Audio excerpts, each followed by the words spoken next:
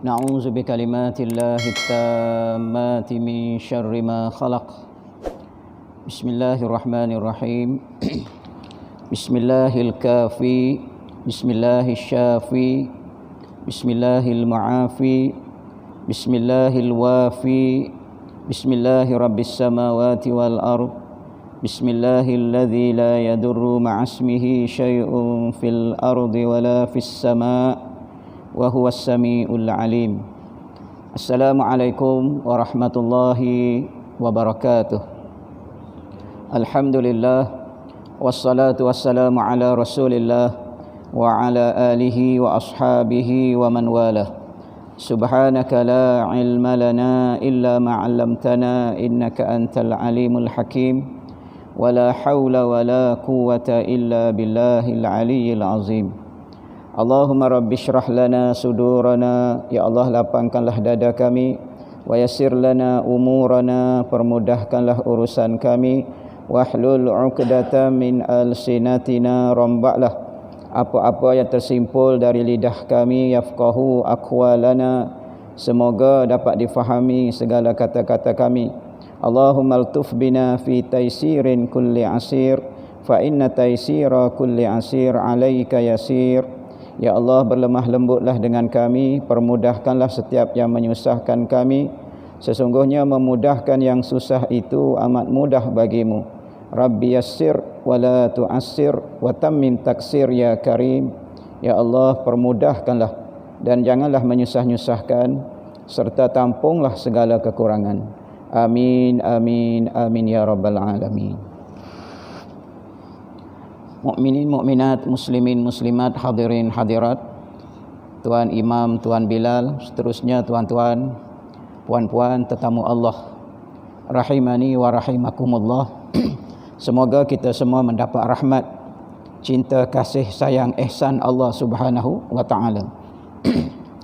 Pertama-tamanya alhamdulillah, syukur kehadrat Allah Subhanahu wa taala yang masih memberikan kita kesempatan untuk hadir memakmurkan rumah Allah pada malam yang ke-21 dari bulan yang keempat Rabiul Akhir.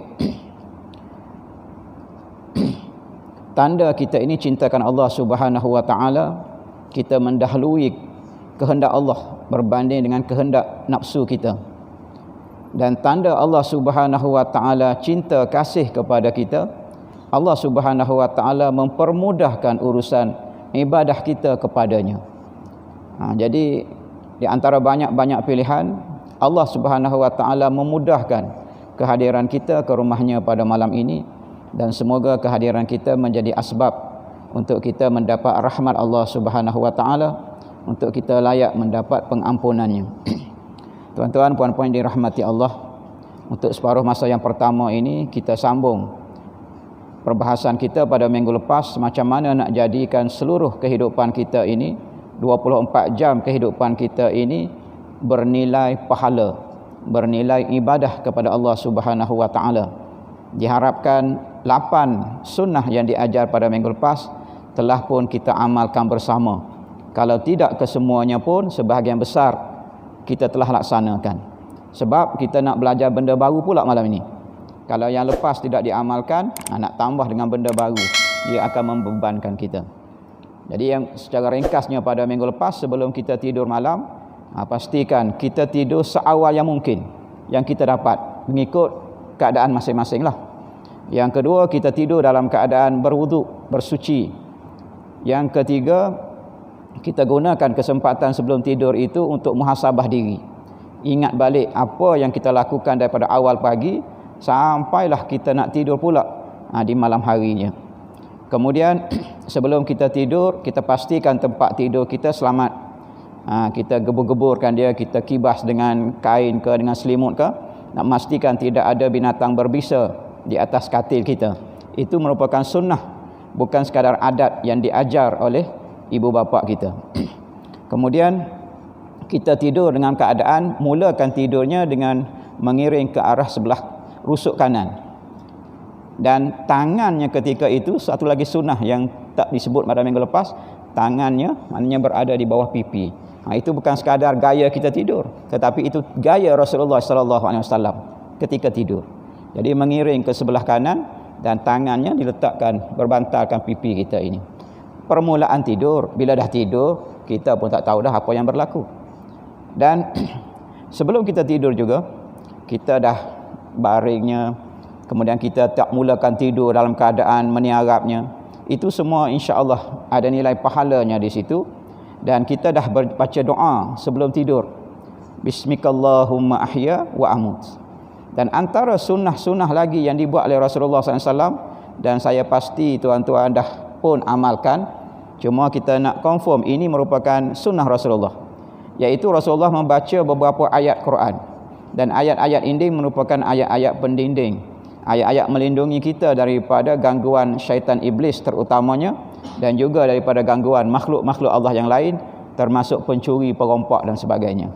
Jadi antara yang diamalkan oleh Rasulullah al-mu'awwizat, mana kul huwallahu ahad, kul a'udzu birabbil falaq dan kul a'udzu birabbin nas.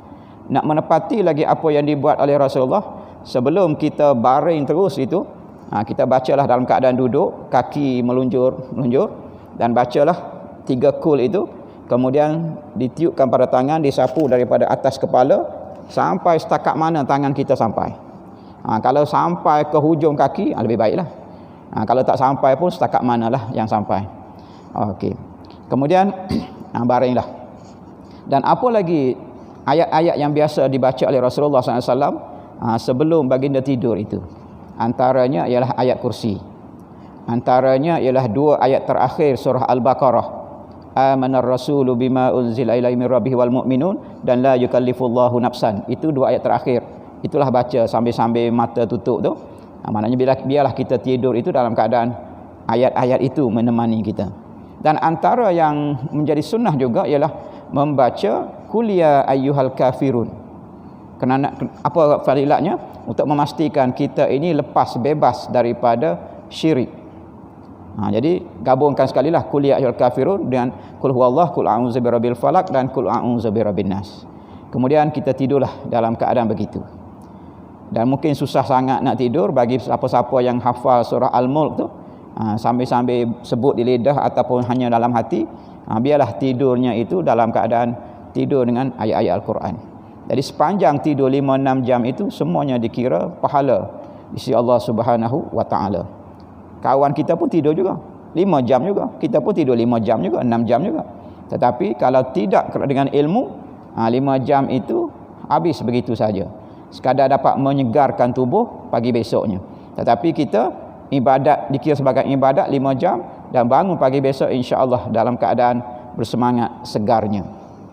Kemudian bila kita tidur malam itu, tiba-tiba kita tersedar pada waktu malam, sama ada mimpi ke ataupun ada sesuatu yang menyebabkan kita ni terkejut. Kita terkejut. Ada satu sunnah yang diajar oleh Rasulullah SAW. Bila kita terkejut tengah-tengah malam itu, antara yang diajar oleh Rasulullah doanya ialah a'udzu bikalimatillahi tammat. Setakat itu kita dah biasa dengar, min ghadabihi wa min syarri ibadihi wa min hamazatis syayatin wa an yahdurun. Ada 4 perkara. Cuma kalau kita tak boleh nak ingat, bolehlah kita amalkan a'udzu bikalimatillahi tammati min syarri ma khalaq. Okey, kalau terkejut di tengah malam. Okey, kalau terkejut, mimpi buruk dan sebagainya, jadi bacalah doa itu, Allah a'udzu bikalimatillahi tammati min syarri ma khalaq. Boleh, ataupun yang khusus dibaca oleh Rasulullah, a'udzu bikalimatillahi tammat min ghadabihi wa syarri ibadihi wa min hamazatis syayatin wa an yahdurun. A'udzu, aku memohon perlindungan, bikalimatillahi tammah, dengan kalimah Allah yang sempurna. Minta perlindungan daripada apa? Min ghadabihi, daripada kemurkaannya, kemurkaan Allah. Wa min syarri ibadihi, kejahatan hamba-hambanya. Wa min hamazatis syayatin, dan daripada kejahatan bisikan-bisikan syaitan. Wa an yahdurun, dan daripada kejahatan syaitan yang hadir ke tempat kita. Jadi kalau terkejut malam, itu antara sunnah yang diajar. Setidak-tidaknya kita bacalah a'udzubillahi minasyaitonirrajim. Itu sekurang-kurangnya kalau terkejut pada waktu malam. Okey, jadi malam ini kita nak masuk apa yang kita nak mula lakukan bila kita dah bangun pagi. Tu 7-8 sunnah sebelum tidur. Bila kita dah celik mata yang pertama di waktu pagi. Jadi yang pertama sekali, usahakan sedaya mungkin bangun kita pada waktu pagi itu sekurang-kurangnya sebelum waktu subuh. Kalau subuhnya 5.11, 5.12, pastikan sekurang-kurangnya lah 5.10, sekurang-kurangnya. Secantik-cantiknya 15 minit, setengah jam ataupun 1 jam sebelum azan subuh. Itu yang pertama. Dan waktu yang sepatutnya kita bangun setiap hari ialah 1/3 akhir malam.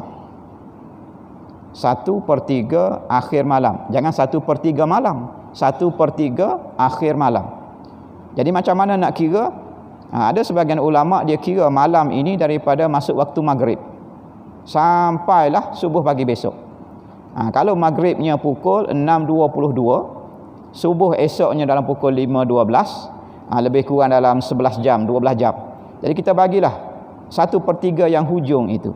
Maknanya 3 jam yang hujung itu, 3 jam setengah yang hujung, itulah waktu yang sepatutnya kita bangun. Jadi secara kasarnya lebih kurang dalam pukul 2, 2.30 pagi. Okey, itu waktunya bermula daripada situ. Ada sebagian ulama dia kira daripada waktu isyak. Bila kita dah selesai solat isyak, lebih kurang dalam pukul 8 lah, senang ceritanya pukul 8. Sampailah pukul 5 pagi besok. Jadi ambil yang 1/3 yang terakhir. Dalam 2.30 hingga pukul 3 itu. Daripada situ.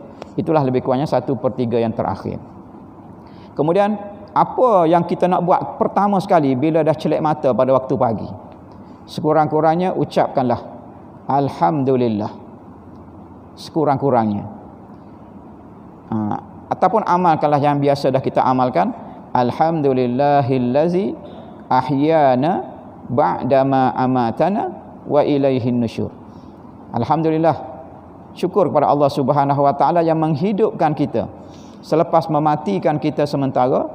Walaupun begitu, kepadanya lah kita akan kembali. Walaupun hidup lagi pada hari ini, hari besok, tetapi satu hari nanti kita tetap akan kembali kepada Allah Subhanahu wa taala. Jadi itu yang pertama sekali bila bangun pagi, alhamdulillah. Jangan bangun pagi tepuk dahi dulu. Jangan bangun pagi tu duk fikir nak makan apa dahulu. Bangun pagi itulah yang pertama sekali alhamdulillah.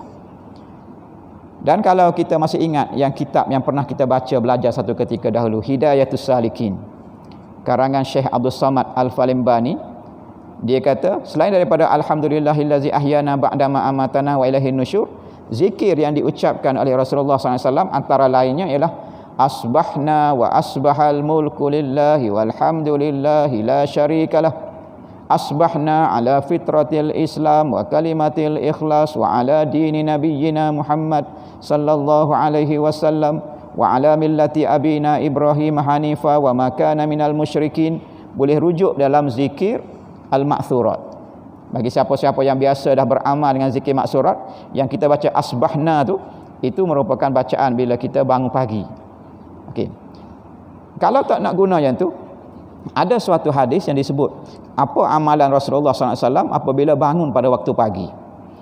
Okey. Jadi yang pertama tadi kita dah amal dah. Celik mata saja, alhamdulillahillazi ahyana ba'dama amatana wa ilaihin nusyur.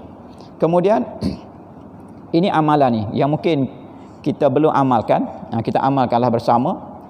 Hadis ini menceritakan kepada kita, man ta'ara minal lail faqala hina yastayqiz. Sesiapa yang bangun paginya, bangun daripada malam tidurnya, faqala hina yastayqiz, dan dia baca ketika dia bangun pagi itu, la ilaha illallah wahdahu la syarikalah, lahul mulku wa lahul hamdu yuhyi wa yumit wa huwa ala kulli syai'in qadir, subhanallah walhamdulillah wa la ilaha illallah wallahu akbar wa la hawla wa la quwwata illa billah. Thumma da'a rabbighfirli wa qala da'a astajiba lahu fa in qama fatawadda summa shalla kubilat salatuhu. Jadi hadis ini diriwayatkan oleh Abu Daud. Diceritakan kepada kita antara amalan Rasulullah SAW pada waktu pagi selepas dah buka mata itu, selepas dah baca doa alhamdulillah tadi, Antaranya ialah baca la ilaha illallah wahdahu la syarikalah lahul mulku wa lahul hamdu yuhyi wa yumit wa huwa ala kulli syai'in qadir. Saya yakin semua kita dah hafal dah yang ni. Jadi mulai pagi besok baca yang ni. Kemudian apa lagi? Subhanallah, alhamdulillah, wa la ilaha illallah, wallahu akbar, wa la haula wa la quwwata illa billah. Dah dua. Apa lagi lepas tu? Apa yang Rasulullah buat? Rasulullah sebut, Rabbighfirli, ya Allah, ampunilah aku. Nak tambah lagi, wali walidayya, dan kedua ibu bapa aku. Kemudian dalam hadis ini sebut da'as tujiba, doanya akan dimustajabkan oleh Allah Subhanahu wa taala. Fa in qama fatawadda, dan sekiranya selepas itu dia bangun dan dia berwudu, kemudian dia solat, kubilat salatuhu, Allah Subhanahu wa taala terima solatnya. Jadi ini mungkin amalan yang belum kita buat lagi. Jadi tambahan sedikit, tingkatkan sedikit ilmu amal kita. Jadi mulai pagi besok, selain daripada alhamdulillahillazi ahyana ba'dama amatana wa ilaihin nusyur, kita ucapkanlah la ilaha illallah tadi, diikuti dengan tasbih, tahmid, tahlil, takbirnya, dan hauqalah la haula wala quwata illa billah. Kemudian doalah keampunan untuk diri kita, rabbighfirli wali walidayya. Kemudian bangunlah berwudu, bersucikan diri, berwudu dan solatnya. Okey, itu antara amalan yang dibuat pada waktu pagi. Ketika itu bila kita bangun celak mata ini, kita pun baca alhamdulillah. Sama ada kita nak baca yang ni ataupun kita nak baca yang asbahna wa asbahal mulk tadi, itu dalam keadaan kita masih lagi berbaring. Ini antara hikmahnya supaya kita tidak terus celak mata tu terus duduk ataupun berdiri, mengejutkan jantung kita. Jadi perlahan-lahan, maknanya bila dah celak tu 3-4 minitnya baring dulu, jangan bangun terus. Sambil-sambil baring itu bacalah zikir-zikir tadi. Kemudian barulah kita dalam keadaan duduk. Okey, dalam keadaan duduk. Kemudian bila kita duduk itu ada satu sunnah yang diajar oleh Rasulullah. Istaiqaza Rasulullah sallallahu alaihi wasallam, apabila Rasulullah bangun daripada tidurnya, kemudian dibacanya zikir-zikir yang disebutkan tadi, fajalasa, lalu barulah Rasulullah duduk. Yamsahun nauma an wajhihi biyadih, dan Rasulullah SAW sapu menggunakan tangannya pada mukanya. Yang kita duk buang-buang taik-taik matanya, sapu-sapunya, itu merupakan sunnah. Jadi kalau kita buat, pahala bonus lagi di situ. Bukan sekadar nak tenyeh-tenyeh muka tu, bukan sekadar nak gosok-gosok mata tu, tetapi kita buat begitu kerana Rasulullah buat begitu, dapat pahalanya. Berapa dah tu pahala tu? Pahala duduk baru. Kemudian kita pun bangunlah. Okey, bangun nak pergi ke tandas dan sebagainya. Antara yang dibuat oleh Rasulullah lagi, Rasulullah baca 11 ayat terakhir daripada surah Ali Imran. Kalau kita tak ingat, tak mampu, sekurang-kurangnya ambillah 1-2 ayat ini. Dia bermula daripada inna fi ikhtilafil laili wan nahar la ayatin liulil albab alladzina yadhkuruna Allaha qiyaman wa qu'udan wa 'ala junubihim wa yatafakkaruna fi khalqis samawati wal ard rabbana ma khalaqta hadza batila subhanaka faqina adzabannar. Itu kalau nak ikut betul yang disebut, yang dibaca oleh Rasulullah, surah Ali Imran 11 ayat yang terakhir, bermula daripada ayat 190 sampailah ayat yang terakhir, ayat ke-200. Dan kalau tak mampu sekalipun, bacalah mana-mana ayat yang kita ingat. Okey. Kemudian sunnah lagi Rasulullah ini tengok ke langit. Kalau di rumah kita tu boleh tengok singkap sikit langsirnya, tengok ke langit. Tengok ke langit itu juga satu sunnah. Okey, dah berapa dah tu sunnah? Baru bangun tidur nak masuk tandas ini. Jadi itu beberapa sunnah yang dibuat oleh Rasulullah SAW sebelum baginda memasuki tandas, bersihkan diri dan sebagainya. Dan kalau kita baca tulisan-tulisan kajian-kajian moden, dia kata 5 hingga 10 minit yang pertama di setiap pagi ini sangat-sangat penting, kerana dia akan mempengaruhi perjalanan hidup kita untuk 24 jam yang akan datang. Maknanya kalau kita mulakan dengan hari ini dengan kebaikan, dengan keberkatan, insya-Allah seluruh hari itu akan ceria. Tetapi kalau kita dahlah bangun lewat, tak baca yang dibaca oleh Rasulullah, tak ikut sunnah baginda ini, maka sepanjang hari itulah hari yang tidak ceria. Bagi orang yang tidak beriman kepada Allah Subhanahu wa taala, mereka faham benda ini dan mereka cuba mewujudkan, mencipta terapi-terapi baru supaya hidupnya ceria. Antaranya ialah terapi senyum. Jadi bangun saja daripada tidur, kita baca doa yang diajar oleh Rasulullah tadi. Dia bangun je tidur, senyum. Senyumlah, tak apa, senyum, seorang-seorang senyum. Kenapa senyum itu penting? Sebab senyum itu akan mempengaruhi perjalanan hidup jam-jam yang berikutnya. Senyum je lah. Kalau ada isteri di sebelah, sama-sama senyum. Sama-sama senyum, lawan senyum. Dan ada terapi ketawa, supaya hari tersebut ceria, gembira. Ketawa walaupun tak ada sebab apa-apa, ketawa ha 5-6 minit pertama waktu pagi itu, sebab 5-6 minit itu mempengaruhi keceriaan hari tersebut. Dan orang yang tidak beriman kepada Allah ini, mungkin dia pernah baca suatu hadis yang diriwayatkan oleh Imam Bukhari. Ini hadis sahih. An Abi Hurairah radhiyallahu anhu anna Rasulullah sallallahu alaihi wasallam qala. Hadis ini riwayat oleh Abu Hurairah. Katanya, kata Rasulullah SAW, yaqidu syaitan ala kafaihi ra'si ahadikum. Syaitan ini, apabila seorang manusia itu tidur, syaitan ini ikat kita dengan 3 ikatan.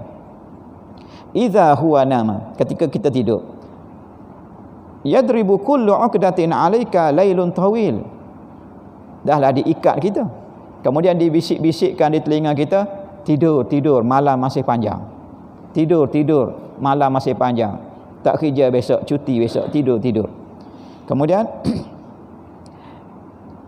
farqut.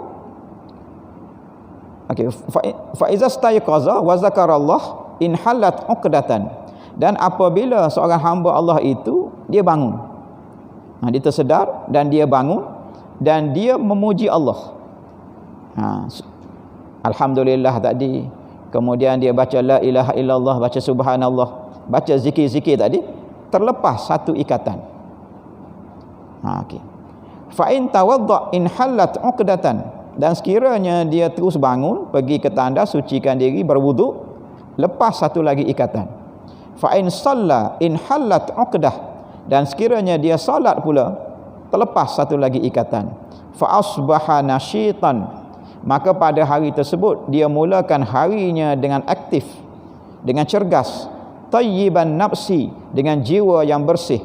Wa illa, sekiranya tidak, maknanya sekiranya bangunnya lewat, kemudian tidak memuji Allah ketika bangun, tidak bersuci, tidak berwuduk dan tidak solat subuh, asbaha khabithan nafsi kaslan, dia akan bangun dalam keadaan jiwanya kotor dan dalam keadaan dia ini bermalas-malasan. Jadi rupa-rupanya mempengaruhi bangun pagi yang kita bangun itu akan menentukan macam mana perjalanan hidup kita pada hari tersebut. Mulakan dengan baik, insya-Allah langkah-langkah seterusnya akan diberkati oleh Allah Subhanahu wa taala. Dan bayangkan kalau kita tak buat 3 perkara tadi, tidak berzikir mengingati Allah bila dah bangun, tidak berwuduk, tidak solat, sepanjang hari itu kita masih lagi berada di dalam ikatan belitan syaitan, laknatullah alaihi. Okey. Jadi setakat itu yang sempat malam ni, tak sempat lagi masuk tandas. Nak ceritanya, bangun tidur tu pun dah berapa sunnah yang kita dapat tadi. Secara ringkasnya, celik saja mata, alhamdulillah sekurang-kurangnya, ataupun baca doa yang kita dah amalkan tu, dan ditambah lagi dengan la ilaha illallah, subhanallah, alhamdulillah, Allahu akbar, wala haula wala quwata illa billah. Kemudian doalah untuk diri sendiri, Allahumma ghfir li zunubi, Allahumma ghfir li wali walidayya. Doalah keampunan untuk diri kita. Kemudian kita duduk, kita gosok-gosok muka, itu juga sunnah. Kemudian kita bangun, kalau ingat sebelah ayat terakhir surah Ali Imran, amalkan.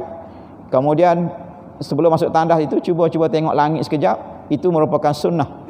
Dan melihat langit juga merupakan satu terapi untuk ketenteraman jiwa. Balik malam ni, sebelum naik, tengok dulu ke langit. Itu merupakan terapi yang Allah Subhanahu wa taala sediakan secara percuma kepada kita.